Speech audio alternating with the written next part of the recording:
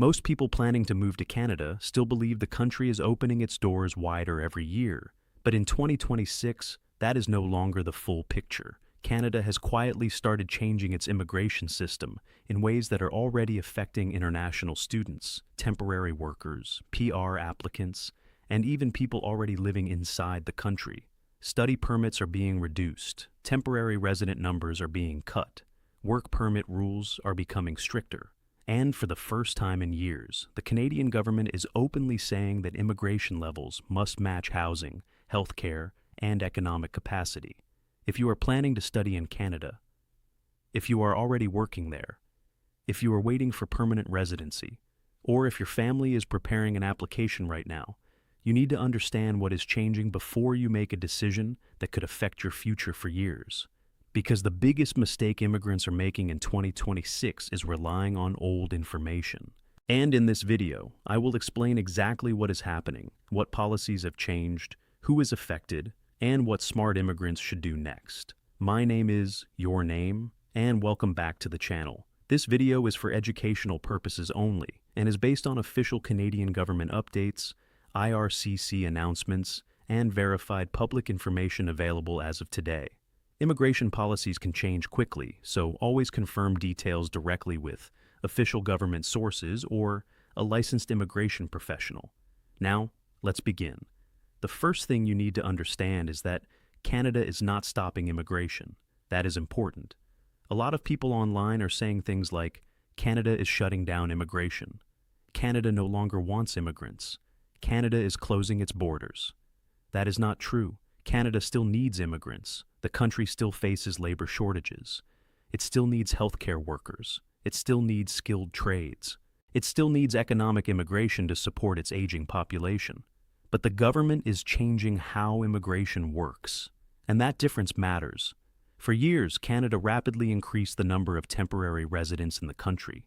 This included international students, temporary foreign workers, visitor-to-worker transitions, and open work permit holders.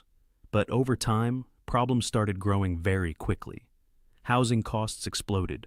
Rent prices increased across major cities. Healthcare systems became overloaded. Colleges expanded aggressively, and many Canadians started asking whether infrastructure was growing fast enough to support population growth. So, in response, the federal government introduced a major shift in immigration policy. Instead of simply increasing numbers every year, Canada is now focusing on what it calls sustainable immigration. That means controlled growth, economic targeting, and reducing pressure on housing and public services. And this is already affecting millions of people. Let's start with international students because this is one of the biggest changes happening right now. Canada officially reduced the number of study permits being issued. For years, international student numbers grew extremely fast.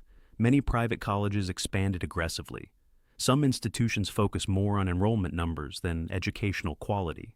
And in some cases, students arrived in Canada without proper housing, financial preparation, or employment opportunities. The government responded by introducing a national cap on study permits. Now, provinces receive allocations, and many students must obtain something called a provincial attestation letter, also known as a PAL. This means provinces now play a direct role in controlling how many international students can come into Canada. And this has created confusion for many applicants because getting accepted into a college is no longer enough by itself. Students must now also fit within provincial limits and quotas. This especially affects applicants from countries like India, Pakistan, Nigeria, and the Philippines, because these countries represent large portions of Canada's international student population. And there is another important point many students are still missing. Canada is also becoming more selective about which educational programs lead to long-term immigration opportunities. For years, many students believed almost any diploma program could eventually help them obtain permanent residency. But now, Canada is increasingly prioritizing programs connected to labor shortages and economic demand. Fields like healthcare, skilled trades, engineering, technology, construction, and transportation are receiving more attention. Meanwhile, low-demand programs may offer fewer immigration advantages in the future. And this connects directly to another major policy shift happening right now: Canada's focus on targeted economic immigration. In the past, express entry was mainly driven by CRS scores, but today, Canada is moving toward category-based selection. That means immigration invitations are increasingly focused on specific occupations and industries. For example, healthcare workers, French-speaking applicants, trade workers, STEM professionals, and transportation workers may receive invitations even when their CRS scores are lower than traditional cutoffs. This is a major shift in Canadian immigration strategy. The government is no longer only asking, how many immigrants should Canada accept? Now it is asking, which immigrants does Canada need most urgently? And if you are planning your future in Canada, this is extremely important to understand, because immigration success in 2026 is becoming more connected to labor market demand than ever before. Now, let's talk about temporary residence, because this is another area where Canada is making major changes. The government announced plans to reduce the total temporary resident population over the next few years. That includes international students, temporary workers, and some visitor categories. Why? Because policymakers believe temporary population growth became too fast compared to housing supply and infrastructure development. This does not mean temporary residents are unwelcome, but it does mean the system is becoming tighter, more selective, and more regulated. And many people are already feeling the impact through slower approvals, stricter eligibility reviews, and changing permit rules. Another major topic immigrants should pay attention to is the post-graduation work permit system, commonly called PGWP. This program remains one of the most important pathways for international students because it allows graduates to gain Canadian work experience after completing their studies. But Canada is reviewing how PGWP connects to labor market needs. The government wants stronger alignment between education, employment, and immigration outcomes. That means students choosing programs only for immigration purposes may face more challenges in the future. This is why choosing the right college and the right field of study is now more important than ever. A bad educational decision can now affect your work permit, your PR pathway, and your long-term future in Canada. And unfortunately, many students are still relying on outdated advice from social media agents who are not properly informed. Now let's discuss permanent residency, because this is where many immigrants feel both hopeful and confused. Canada still wants skilled immigrants. That is important to remember. But PR is becoming more competitive. The government is prioritizing applicants who are already integrated into the Canadian economy. This includes workers with Canadian experience, people living in smaller provinces, French-speaking applicants, and workers in critical shortage sectors. Canada is increasingly supporting what is called TR to PR pathways. In simple terms, the government prefers transitioning people who are already contributing inside Canada into permanent residents rather than relying entirely on new arrivals from abroad. And this is especially important for temporary foreign workers, healthcare staff, construction workers, and regional labor market applicants. Now, let's talk about something many people avoid discussing openly: the housing crisis. For the first time in years, the Canadian government publicly connected immigration levels with housing affordability. This became a major political issue. Many Canadians are struggling with high rent, expensive housing, and limited supply. And immigration policy is now being discussed together with infrastructure planning. This does not mean immigrants cause the housing crisis. Housing shortages are complex and involve construction delays, zoning policies, interest rates, and supply limitations. But politically, immigration numbers are now being tied directly to housing discussions, and that is influencing government policy decisions in 2026. Another important change involves immigration fees. Canada has increased several immigration-related fees, including PR processing, work permits, restoration applications, and visitor extensions. For families applying together, costs can become significant. And this is another reason immigrants must carefully plan financially before beginning applications.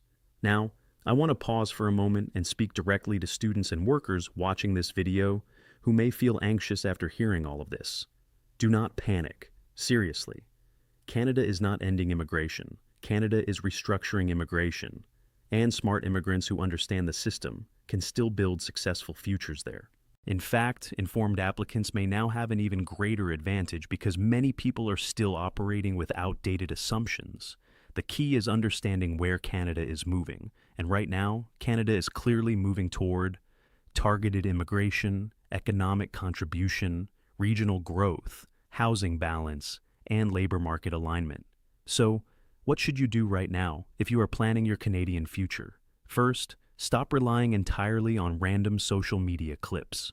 A 30-second viral video cannot explain complex immigration policy properly. Always verify information through official IRCC sources.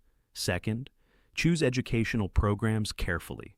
Do not select a college or diploma only because someone promised easy PR. Research, employment demand, PGWP eligibility, and long-term labor market opportunities. Third, improve your language scores. Strong English or French ability remains one of the most powerful advantages in Canadian immigration. Fourth, pay attention to category-based express entry draws. Canada is actively targeting specific sectors. If your occupation falls into one of those categories, your chances may improve significantly. Fifth, understand provincial opportunities. Many immigrants focus only on Toronto or Vancouver, but smaller provinces often provide better PR opportunities, lower competition, and stronger labor demand. And finally, stay adaptable. Immigration systems change constantly. The people who succeed long-term are usually the people who adjust quickly instead of emotionally reacting to every headline. Before I end this video, I want to make one thing very clear. Canada remains one of the strongest immigration destinations in the world, but success in Canada now requires better planning, better information, and smarter decision-making than before. The era of automatic immigration assumptions is ending, and the era of strategic immigration planning has begun. If you found this video helpful, make sure you subscribe to the channel and turn on notifications because I will continue breaking down real Canadian immigration updates in simple, honest, and practical language. And if you know someone planning to study, work, or immigrate to Canada, share this video with them because one correct piece of information today can save someone years of stress tomorrow. Thank you for watching. Take care of yourself, take care of your future, and I will see you in the next video.